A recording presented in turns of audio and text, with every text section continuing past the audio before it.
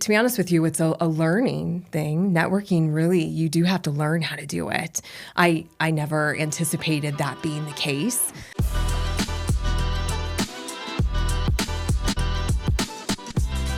Welcome to another episode of Connections That Matter, where I talk with Northern Colorado's best networkers. And today I have absolutely one of the best. We have Kelli Vaughan from TeamLogic IT. Welcome, Kelli. Thank you. Thank you for having me. Well, you have been all over the networking scene. You've been starting your business with a bang. I've been really seeing how much effort you've put into that. So Yes. For those who aren't familiar with you, though, Kelli, tell us a little bit about what you do and where you're located. Yeah, so thank you so much for having me. I really appreciate it. My husband and I own an IT company called TeamLogic IT of Fort Collins. We purchased it. It is a franchise. There are over 300 nationwide, but we have started the Northern Colorado location.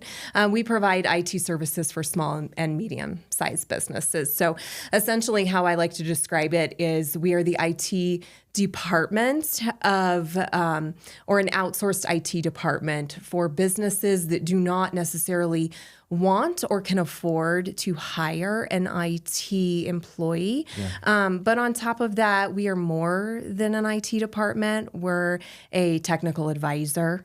We act as a business partner. We help you grow your business and scale and look at your infrastructure and what that looks like as you look towards the future of what things. Awesome. Well, you talk about networking and in a lot of different sense, and making business relationships. Talk to me about, as you bought the franchise and started out, is networking a big part of that company culture, or is that something you and your husband set out to do specifically? Yeah. So networking is really actually part of the model of the franchise. We purchased a franchise because we had never been business owners before. Sure. And we really wanted the policies, the procedures, the systems in place and what that would look like to help us grow our business. And TeamLogic IT, since they've been around for 20 years, have quite a solid system in place, and networking is a huge part of that. So they, as the franchise or my business coaches, are able to help support me in the networking and tell me even how many one-on-ones a week I should be having, how many networking groups a week I should be going to. It's kind of a fascinating process. Well, it's really cool, and just to see you be a presence in Northern Colorado and open your business, and then I see your truck everywhere driving around Northern Colorado. So it looks super great.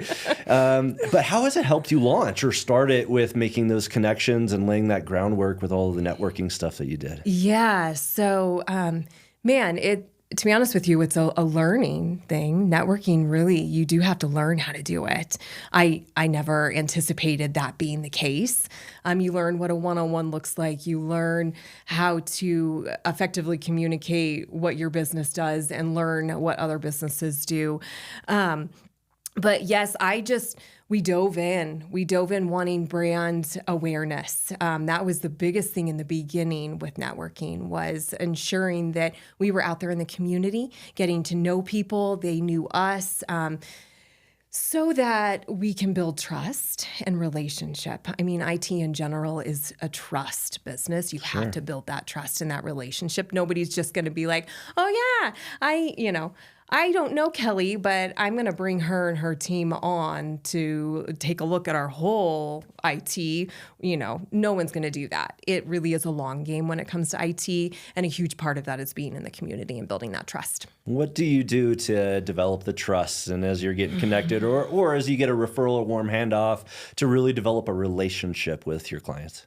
Yeah, well, so my husband has been known to say that if you come on as one of our clients, I will treat your business like it's my business. So I like to be in constant communication. If I'm not in constant communication with our clients, I like Austin, our technician, to be in constant communication. Just like a marriage or any other relationship, communication is important.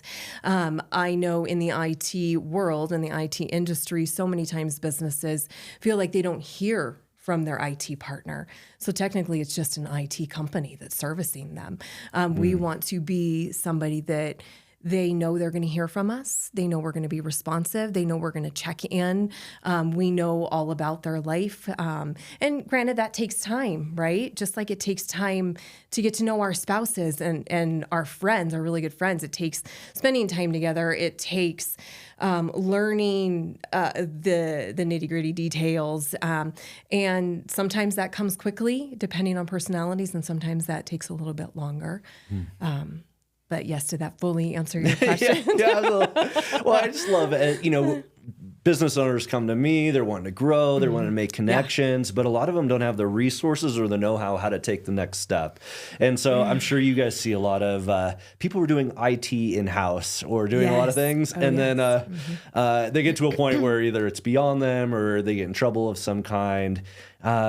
What should people be doing if maybe they're running a business, doing some things? What are some things that a business owner can do on their own to manage their IT more securely? On their own, if they're not bringing on an IT company, I would just I would advise and ensure that security is a huge priority. That is one benefit of bringing on a security provider or an IT provider like us, like TeamLogic IT, because we have a layered security approach. So we're not going to look at just your antivirus, just your free Windows Defender. But if you cannot afford an IT partner, one, I still would like to have that conversation with you, because I would slightly disagree with that, because if you find a good partner that works with you, they'll work with you on cost as well. But if ultimately your end goal is you would like to currently do your IT, focus on security, ensure that you at least at a minimum have an antivirus. There are ways you can do that. You can use your Windows Defender. It's not one that we recommend. It's your bare minimum. It's, as Austin would say, probably a paper thin version of security, but it's something. At least ensure that your internet service provider's firewall is set up. So a firewall is your moat around your castle, right?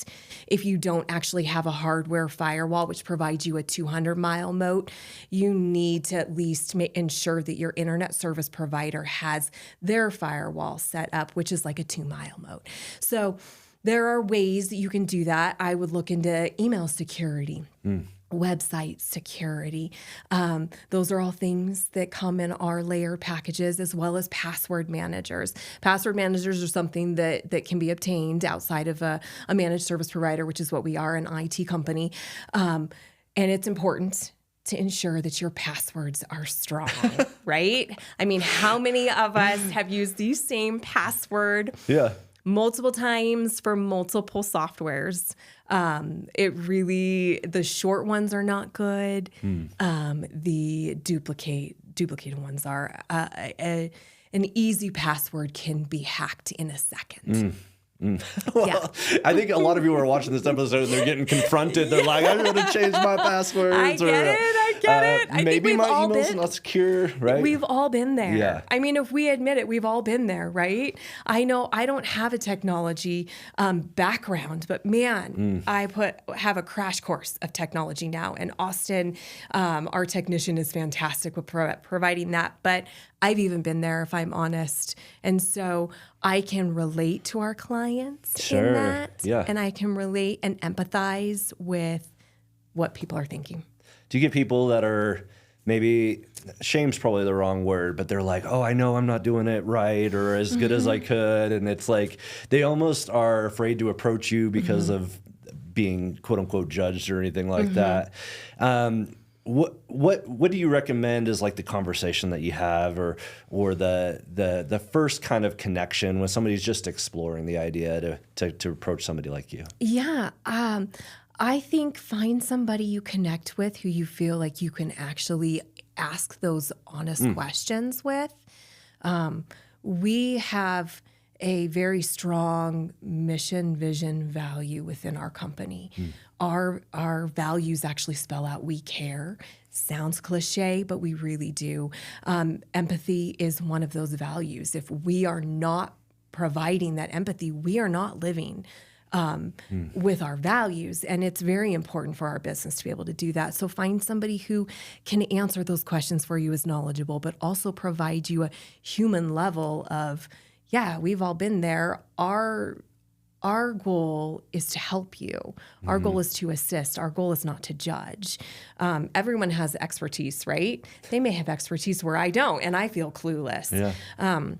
But asking somebody those questions is important. Sure. Well, I'm a big believer when you're seeing if you want to do business with somebody, how people do the small things, how they do everything. And our kids go to the same school. Yeah. I see the famous TeamLogic IT truck there. And on the school drop-off time, there is a window of range of when you can drop off the school. And I'm the parent that gets them there on time, but I never can beat you. You were always like 2 or 3 minutes early. Yes. And I just honestly have so much respect for that, because I know you're going to show up. You're going to keep to a tight schedule. So, yeah, talk to me a little bit about that, about getting on time. Have you always been kind of those people that keeps a tight schedule? So if I were to be honest with you, my husband really drove that factor. When I was younger, I was not the one that was on time. He takes the mindset that if you're not early, you're late. And now as a business owner, I can see that if people are relying on us to be there, and they're relying on us to help them, then we better make sure that we are reliable. And yeah, I know you had said to me that you at one point were trying to beat us. Well, one, we live 2 minutes from the school, so it makes it easy for us. But at the same time, we have our routine. We have our morning routine. The summer felt a little chaotic without that routine, but now that school's back in, we are back in that routine. And actually, I think this morning we were first in line, second in line, maybe. Not that that's the goal, but. Yeah, but I mean, we're talking about personal brand, right? Having your brand on your truck where you're maybe not even outside of professional hours, right? Like you're dropping your kids off school, but do you feel like they're looking at how you park, how you drive? Shoot. Yes. In the beginning, when I first started driving that truck, I felt like I was under a microscope. Sure. And then, because it's actually my husband's truck, but he says it's no longer his truck, it's the business's truck. Okay, sure. But when I would drive my car, I would take a big, deep sigh of relief and say, oh man, if I mess up, it's okay. Nobody's going to know who I am. So it took a long time to really get past that with the truck. And now it's funny because I almost sometimes forget, but I have this one client / friend, and every time he seems to see me all around town. Every single time he sees me, he will call me and he will hassle me and jokingly tell me, man, you're speeding too fast. So even to know that we have friends and business owners who are holding us accountable as we drive throughout town. But I'm not kidding you. I hear so often, I saw your truck on Harmony the other day. I saw your truck downtown the other day. And it's true. I'm out and about everywhere. Well, just that you're in your community and it's visible, right? I mean, you put a brand, you put a positive reputation. I always smile when I see the truck just because of the relationship that we've built and who I've seen. But in your networking, I feel like you've gotten this contingent of people around you, people advocating. I see on social media, people are shouting you out. Also, Kelli, seeing you take more of a leadership role in networking in Northern Colorado, which a lot of people go to networking events so they can grow their business, but you've taken it upon yourself to lead networking. So tell me a little bit about what you're doing with the group up in Fort Collins and all that stuff. Yeah, so there is another networking group called NoCo Connect Networking. And Romy with RC Auto Detail and Carpet Cleaning asked me at one point if I could help be on the steering committee for that. So we meet twice a month at the Elizabeth Hotel, and there's usually about 40 of us there. It's a free networking group, and it's a really good group of businesses, and it's been eye-opening of, one, the background of how much work it actually takes to keep a networking group growing. But it was actually something that TeamLogic as a franchise encouraged from the start, they even said, at this point, they said 6 months, which, yay, we just hit 6 months in business last week. Congratulations. There you go. Like a Let's celebrating go. moment. Yeah. But they said at 6 months, you should be, an ambassador at the chamber. Sure. Well, I've been one for months for our red carpet. You should be leading a networking group. I've done that for months. So I think it was just a natural lead-in. To me, if I'm going to be a part of a group, I'm going to be a part of a group and to do my best to go all in. Well, anytime you're doing a new skill, when you get immersed in the skills, it accelerates the learning curve. Yeah. How much of you think facilitating the group, if people are looking to you about how many one-to-ones are you doing is like what you're coaching other people to do, how much of that has that made you a better networker, facilitating in that leadership role? I think it has. I think it has helped me learn how to even communicate better. IT is not something that's easy to communicate to people unless they understand. And I know that being on the opposite end of IT, right? So learning what that looks like of how do I clearly communicate what my business does so that somebody can understand? How do I understand what somebody else's business does so I can help move them along and help be a connector for them? I think that that's a huge learning experience that I have learned through. And for the people that you're networking with, what have been some of the best partnerships that you've created or referral partners that you've created? Yes, actually, Robin Baker. I know that you just had a meeting with her because I've had shout out Robin. Shout out at Robin. She's with the People Factor. She does outsourced HR, and she is certified in the 6 types of working genius, which spoke to my heart in general because I read that book on a weekend. But Robin and I really connected and hit it off. We love to serve nonprofits in our community, and outsourced HR and outsourced IT are really good partners. Sure. And so she invited me last Friday to go to the grand opening for the Loveland Youth Campus. And we were surrounded by nonprofits and just in the community. And that's been a fantastic partnership. She and I have met with my sales coach to see other ways we can partner, whether it's webinars or how we can prospect together. And then David Hamilton, shout out to David. Yeah. He works for Renaissance Insurance as a cybersecurity insurance. I think he does a bunch of things for insurance, but we really connected. Actually, it was funny. I was at a tech conference and I was sitting in a cybersecurity forum and cybersecurity insurance forum, and I said, I really need to meet this David. And so I stalked him on LinkedIn and I messaged him and I said, hey, can we get together and have coffee? And then he came and he met our team.